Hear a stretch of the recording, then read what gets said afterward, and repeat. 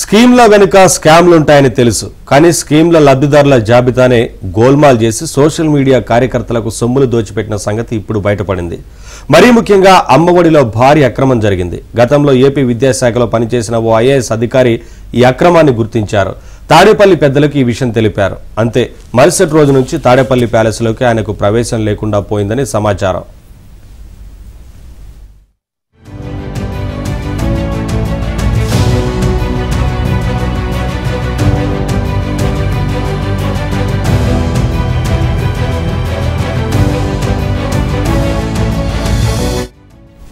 AP digital corporation, fibre net corporation తో పాటు మరిన్ని ప్రభుత్వ విభాగాల సొమ్మును సోషల్ సైకోలకు కట్టబెట్టారని ఎప్పుడో స్పష్టమైంది.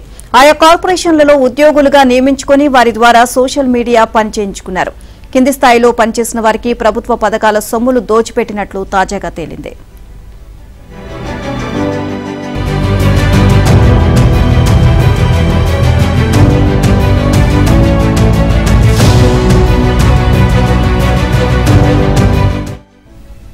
తాడేపల్లిలో పుట్టిన కాంటెంట్ కు రకరకాల బూతులు, మార్ఫింగ్ ఫోటోలు, వీడియోలు జత చేసి సోషల్ మీడియాలో పెట్టడమే ఈ ఫ్యాక్టరీ పని.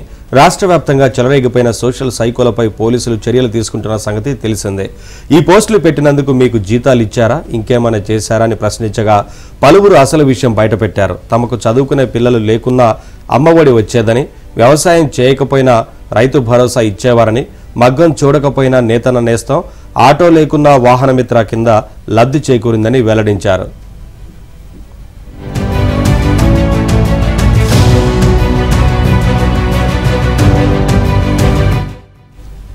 లబ్ధిదారుల జాబితాలో సోషల్ సైకోల పేర్లు చేర్చినట్లు గుర్తించిన పోలీసులు ఇలా కూడా చేశారా అని ఉలిక్కిపడ్డారు. ఇప్పటికే దీనికి సంబంధించిన ప్రాథమిక ఆధారాలు సేకరించారు. రాష్ట్ర స్థాయి సోషల్ మీడియా కన్వీనర్, ఉప కన్వీనర్ కు వైసీపీ పార్టీ సొమ్ములు చెల్లించేది. ఇంకో కేటగిరీలోని వాళ్లకు ప్రభుత్వ కార్పొరేషన్ల ద్వారా చెల్లింపులు జరిగాయి. జిల్లా స్థాయి సోషల్ సైకోలకు పార్టీ నేతలు, ప్రజాప్రతినిధులు సొమ్ములు చెల్లించారు. చివరి దశలో మండల, గ్రామ స్థాయి సోషల్ మీడియా కార్యకర్తలకు రకరకాలుగా పేమెంట్లు జరిగాయి. అందులో ప్రభుత్వ పథకాల నిధులు మళ్లింపు ఒకటి. అందులోనూ ఎక్కువగా అమ్మఒడినే వాడుకున్నారు.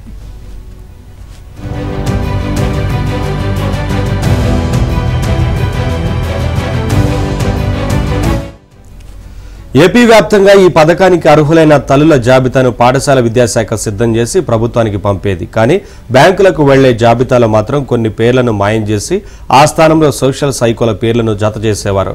జగన్ బటన్ నొక్కగానే లబ్ధిదారులతో పాటు వైసీపీ సోషల్ మీడియా కార్యకర్తల ఖాతాల్లోకి డబ్బులు పడేవి. అమ్మఒడికి సంబంధించి 40 లక్షలకు పైగా ఖాతాల్లో సుమారు 1 లక్ష వరకు ఇలా దొంగవే అని అంచనా.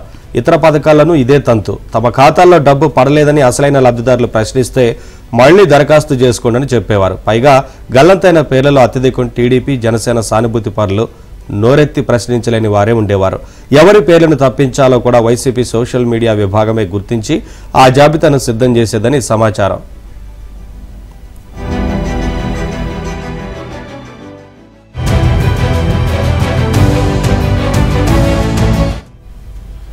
అనర్హులకు సంక్షేమ పథకాల ద్వారా ఖాతాలు జమైనట్లు ఆధారాలు లభించాయి. ఇది ఎలా జరిగింది అని పోలీసులు కొన్ని చోట్ల బ్యాంకర్లను ప్రశ్నించారు.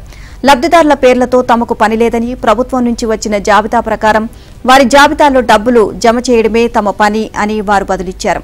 దీనిపై తమకు ఫిర్యాదులు వచ్చాయని చెప్పారు. బ్యాంకర్ల సూచన మేరకు దీనిపై డిజిటల్ ఆడిట్ మొదలుపెట్టినట్లు తెలిసింది. పోలీసులు డిజిటల్ ఫోరెన్సిక్ ఆడిట్ పై అవగాహన ఉన్నవారిని పిలిపించారు. సంబంధిత శాఖలో విడుదల చేసిన అర్హుల జాబితాతో బ్యాంకులకు వెళ్లి జాబితాను పోల్చి చూస్తున్నారు. ఇక ఇప్పటికే కనీసం 25,000 తేడాలు బయటపడినట్లు తెలిసింది. ఇది విజిలెన్స్, సిఐడి స్థాయిలో దర్యాప్తు చేయాల్సిన అంశంగా గుర్తించారు. ఈ దిశగా చర్యలు తీసుకుంటే మరిన్ని సంచలన అంశాలు వెలుగులోకి వచ్చే అవకాశం ఉంది అని తెలిపారు.